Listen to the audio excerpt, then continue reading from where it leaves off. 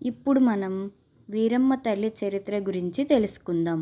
వీరమ్మ తల్లి కథనం గురించి పెద్దలు చెప్పే కథనం ప్రకారం పశ్చిమ గోదావరి జిల్లా ఏలూరు తాలూకా పెద్దకడియం గ్రామంలో వడ్డువారి ఆడపడుచుగా ఆమె జన్మించింది. తండ్రి పరశురామయ్య, తల్లి పార్వతమ్మ.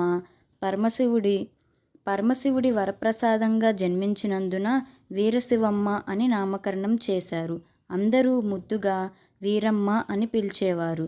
చిన్నప్పటి నుంచి భక్తి శ్రద్ధలతో దైవచింతనతో పెరిగింది.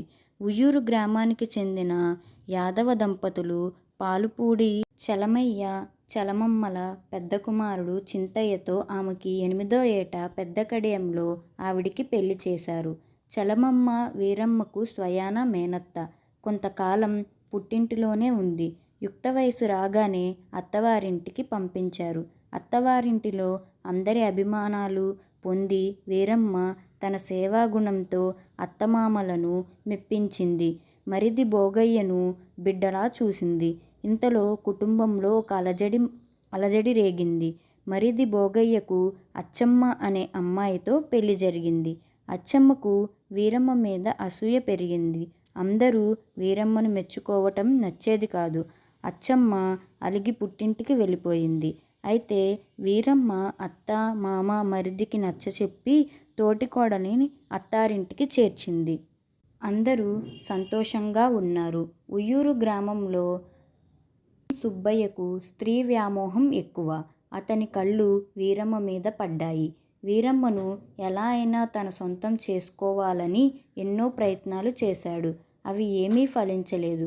దగ్గరలో ఉన్న గురజాడ గ్రామంలోని తన బావమరిది సీతయ్యను సహాయం చేయమని బ్రతిమలాడాడు. కానీ సీతయ్య ఇది చాలా తప్పు అని చెప్పాడు. అయినా వినలేదు.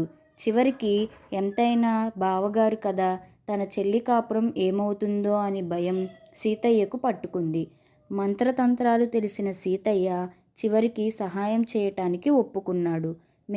మేకలు, గొర్రెలు మేత కోసం చింతయ్య, భోగయ్య సోదరులు వాటిని తోలుకొని ఉత్తరాది అంటే బెజవాడ అవతల ప్రాంతాలకు వెళ్ళారు. బావమరిది సీతయ్యను ఇదే మంచి సమయమని ఏదో ఒకటి చేయమని చెప్పాడు కరణం సుబ్బయ్య. సీతయ్య ప్లాన్ వేశాడు. తన నౌకరు విషం నింపిన సొరముళ్ళు ఇచ్చి చింతయ్యపై రహస్యంగా ప్రయోగించమని చెప్పాడు. ముస్తాబాదులో గొర్రెల మందల దగ్గర నిద్రపోతున్న చింతయ్యను ఆ సొరముళ్ళుతో పొడిచి హత్య చేశాడు. చింతయ్య బాధ భరించలేక చనిపోయాడు. తమ్ముడు భోగయ్య అన్న శవాన్ని ఉయ్యూరు చేర్చాడు. ఈ వార్త విని వీరమ్మ తల్లి తల్లడిల్లిపోయింది. తను ప్రేమించిన భర్తతో సహగమనం చెయ్యాలి అని నిర్ణయం తీసుకుంది. భర్త హత్యకు కారణమైన కరణం సుబ్బయ్యని తెలుసుకొని అతడి వంశం నిర్వంశం కావాలని శపించింది. సుబ్బయ్య అకస్మాత్తుగా చనిపోయాడు. అతని వంశం అతనితోనే అంతరించింది. వీరమ్మ పుట్టింటి వాళ్ళు కూడా వీరమ్మను మళ్ళీ పెళ్లి చేసుకోమని బలవంతం పెట్టారు. ఆమెకు కోపం వచ్చి పుట్టింటి వారిని కూడా వారి వంశం నిర్వంశం కావాలని శపించింది. సతీ సహగమనానికి ఉయ్యూరు జమీందారు గారు, గోల్కొండ నవాబు ప్రతినిధి చిన్నసాహేబు గారు ఒప్పుకున్నారు. వీరమ్మ మహిమలు వెంటనే బయటపడుతూ ఆమె అంటే అందరిలో భక్తి ఏర్పడింది. చింతయ్యకు చితిమంట ఏర్పాటు చేశారు. వీరమ్మకు అగ్నిగుండం ఏర్పాటు అయ్యింది. గుండం తవ్వడానికి ఒక కులానికి చెందిన వారు ఒప్పుకోకపోతే మాదిగవారు వచ్చి తవ్వారంట. అందుకే సిరిబండి నాడు ఆ కులానికి ప్రాధాన్యత ఏర్పడింది. ముత్తైదువులు పసుపు దంచుతుంటే రోలు పగిలింది. వీరమ్మ తన మోకాలు అడ్డుపెట్టి తను రోకలిపోటు వేసింది. ముత్తైదువులకు పసుపు కుంకుమలు పంచిపెట్టింది. ఆమె దంచిన రోలు ఇప్పటికీ ఆలయం వద్ద కనిపిస్తుంది. చింతయ్య చితికి తమ్ముడు భోగయ్య నిప్పు అంటించాడు. అందరూ శోకసముద్రంలో ఉండగా వీరమ్మ పెళ్లి కూతురులా అలంకరించుకొని పతివ్రతా శిరోమణి వీరమ్మ తల్లి భర్త చితికి 3 సార్లు ప్రదక్షిణ చేసి బగబగా మండే ఆ మంటల తన భర్త చితిపై చేరి అగ్నిగుండంలో సహగమనం చేసింది. ఆదర్శ మహిళగా, మహిమల గల తల్లిగా ఆనాటి నుంచి ఈనాటి వరకు ప్రజల నీరాజనాలు అందుకుంది. రాజప్రతినిధి జిందా సాహెబ్ వీరమ్మ తల్లి సతీ సహగమనం చేసిన తరువాత ఇంటికి వెళ్ళి నిద్రపోయాడు. ఆ రోజు రాత్రి కలలో వీరమ్మ తల్లి భర్త చింతయ్యతో కనిపించింది. స్త్రీలు పూజ చేస్తున్నట్టు, వీరమ్మ వాళ్ళ కోరికలు తీరుస్తున్నట్లు, గండదీపాల కాంతుల్లో వీరమ్మ తల్లి ఒక దుష్టశక్తిని కాలితో తన్నుతూ ఉయ్యాల ఊగుతున్నట్టు, గుడి పక్కన పెద్ద చెరువు ఉన్నట్లు, అందులో వికసించిన తామర పువ్వులు ఉన్నట్టు జిందా సాహెబ్ గారికి కలలో కనిపించిందంట. ఉదయం లేచి జమీందారు గారిని పిలిచి తనకు వచ్చిన కల గురించి చెప్పారు. అప్పుడు జమీందారు గారు నాకు కూడా ఇలాంటి కలే వచ్చిందని చెప్పారు. అందరూ ఆలోచించి వీరమ్మ అత్తమామలను సంప్రదించి సహగమనం జరిగిన చోటున ఆలయం నిర్మించారు. చెరువు తవ్వించాలి. చింతయ్య వీరమ్మల విగ్రహాలను, ఉయ్యాల స్తంభంను తయారు చేపించారు. జిన్నాగారు జమీందార్ గారి సమక్షంలో వైభవంగా ప్రతిష్ఠ జరిగింది. ఆనాటి నుంచి ముందుగా మెట్టినింటివారు, ఆ తరువాత జిన్నాగారు, రాజుగారు, ఆ తరువాత గ్రామస్తులు అమ్మవారి ఉత్సవాలు ప్రారంభించారు. అంటే వీరమ్మ తల్లి ఉత్సవాలను ప్రభుత్వ పరంగా నిర్వహించాలి, ఏర్పాట్లు చేయాలి. అందుకే నేటికీ పోలీసు వారిచే పసుపు కుంకుమ చీరాసారెలతో సంబరాలు ప్రారంభం అవ్వటం ఆనవాయితీగా వస్తుంది. అమ్మవారు ఉయ్యాల ఊగే ప్రదేశంలో ఎలాంటి భవనాలు ఉండవు.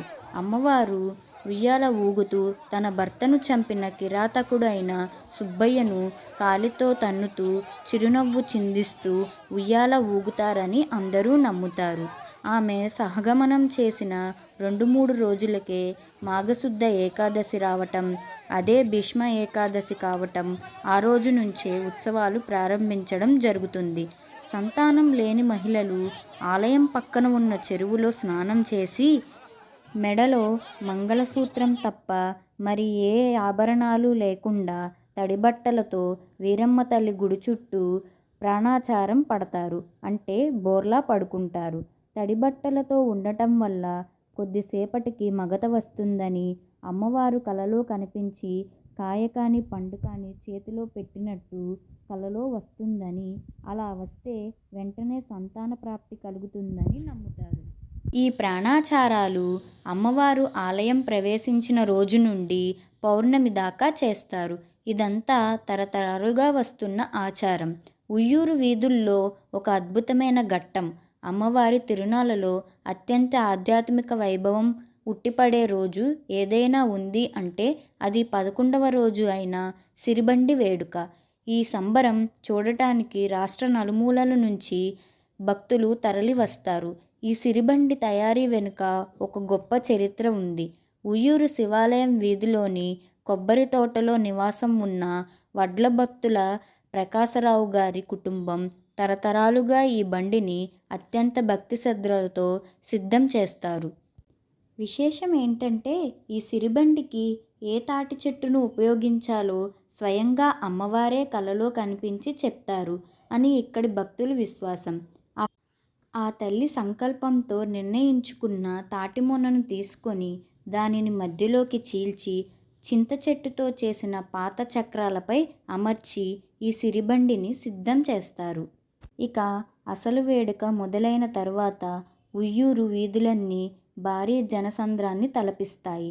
పెళ్లి వయసు వచ్చిన ఒక దళిత యువకుడిని సిరిబండి చివరన ఉన్న బుట్టలో కూర్చోపెట్టి ఊరేగిస్తారు.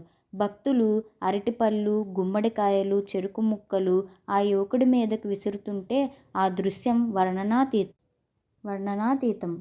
సాయంత్రం మొదలుపెట్టిన ఈ ప్రయాణం ఆలయం చేరేపాటికి పొద్దుపోతుంది. చివరిగా ఆలయం చుట్టూ 3 ప్రదక్షిణలు చేయటంతో ఈ మహాక్రతువు ముగుస్తుంది. ఈ అమ్మవారి వైభవం చూడటానికి 2 కళ్ళు చాలవు అనటంలో అతిశయోక్తి కాదు. చూశారుగా, ధర్మాన్ని రక్షించి అన్యాయాన్ని శాపంతో దహించి వేసిన మన వీరమ్మ తల్లి చరిత్ర. అది కొంగు బంగారంగా మారి నేటికి మహిమలు చూపిస్తున్న ఆ తల్లి ఆశీస్సులు మన అందరిపై ఉండాలని కోరుకుందాం. ఇలాంటి మరెన్నో అద్భుతమైన చరిత్రలు తెలుసుకోవడానికి మన ఛానల్ని సబ్స్క్రైబ్ చేయండి. జై వీరమ్మ తల్లి.